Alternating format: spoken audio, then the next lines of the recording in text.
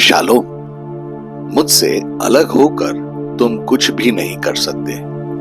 यूहन्ना रचित सुसमाचार उसका 15 अध्याय उसका 5वां पद। मैं दाखलता हूं, तुम डालियां हो। जो मुझ में बना रहता है और मैं उसमें, वह बहुत फल फलता है, क्योंकि मुझसे अलग होकर तुम कुछ भी नहीं कर सकते।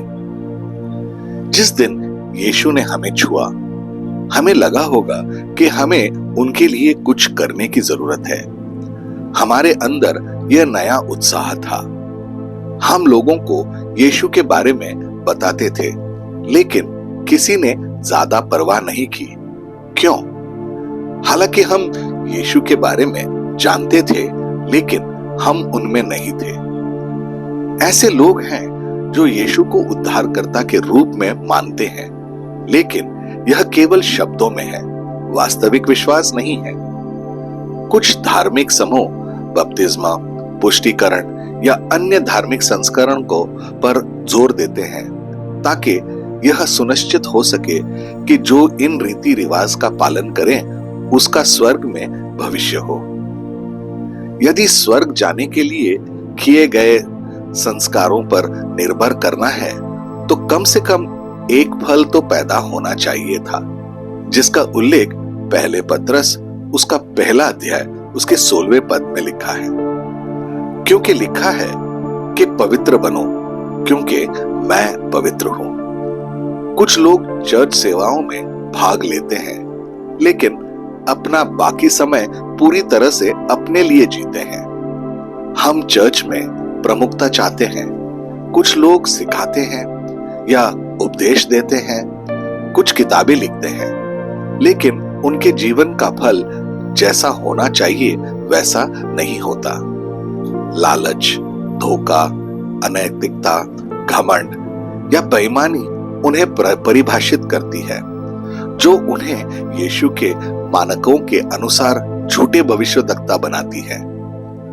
दूसरे पत्रस का 2 अध्याय उसका 1 से लेके 3 पद तक। और जिस प्रकार उन लोगों में झूठे भविष्यवक्ता थे, उसी प्रकार तुम भी झूठे उपदेशक होंगे, जो नाश करने वाले पाखंड का उद्घाटन छिप छिप कर करेंगे और उस स्वामी का जिसने उन्हें मोल लिया है इनकार करोगे और अपने आप को शीघ्र विनाश में डाल देंगे और बहतुरे उनकी नाई लुच्चपन करेंगे, जिनके कारण सत्य के मार्ग की निंदा की जाएगी। और वे लोभ के लिए बातें गढ़कर तुम्हें अपने लाभ का कारण बनाएंगे। और जो दंड की आज्ञा उन पर पहले से ही हो चुकी है, उसके आने में कुछ भी देर नहीं और उनका विनाश ऊँघता नहीं।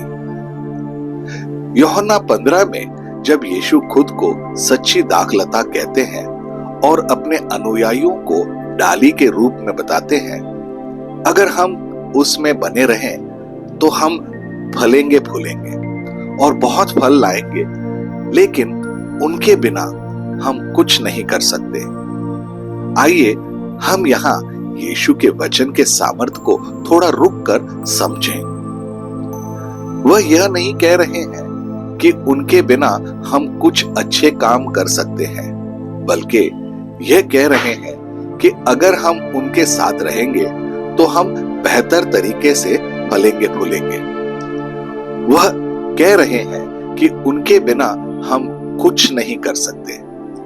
हम अपने जीवन, अपनी शक्ति उनके और उनके राज्य के लिए, अपने प्रभाव के लिए पूरी तरह से उन पर निर्भर हैं। यीशु फलों के बारे में बात करते हैं और जिस तरह से एक पेड़ को बेहतर फल पाने के लिए छांटा जाता है, वैसे ही परमेश्वर हमें भी छांटता है ताकि हम अच्छे फल ला सकें। पेड़ जिस तरह का है, उसका परिणाम फल वैसा ही होता है। एक स्वस्थ पेड़ अच्छा फल देता है, एक खराब पेड़ खराब फल देता है। ऐसे ही जीवन के साथ भी है। हमारे जीवन में परमेश्वर के वचन के साथ हमारा व्यवहार, दृष्टिकोण और जीवन के प्रति हमारा नजरिए को बदलना होगा। ईश्वरीय व्यवहार मसीह में जीवन का फल है। जब तक प्रत्येक फल जिसे परमेश्वर ने मसीह में हर एक व्यक्ति के लिए बनाया है नहीं दिखती, तब तक वे उसे छांटते रहेंगे। छांटना एक दर्दनाक प्रक्रिया है, अतीत को हमारे जीवन से काटना। छांटना बदलाव के बराबर है। कोई भी बदलाव दर्दनाक होता है। इसीलिए हम यह नहीं कह सकते कि हम मसीह में हैं और अच्छे फल नहीं दिखते।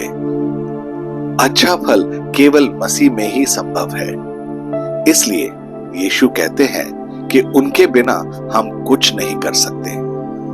क्या हमने मसीह को स्वीकार कर लिया है? क्या हमारे जीवन में छांटने का दर्दनाक प्रक्रिया हुई है? क्या हमारे जीवन में अच्छे फल दिख रहे हैं? आइए प्रार्थना करें। प्रिय प्रभु यीशु, मुझे खुशी है कि मैंने आपका अनुसरण करने का निर्णय लिया। मैं कुछ जीवन बदलने वाली परिस्थितियों से गुजरा हूं, लेकिन मुझे कभी समझ नहीं आया कि आप मुझे छांट रहे हो।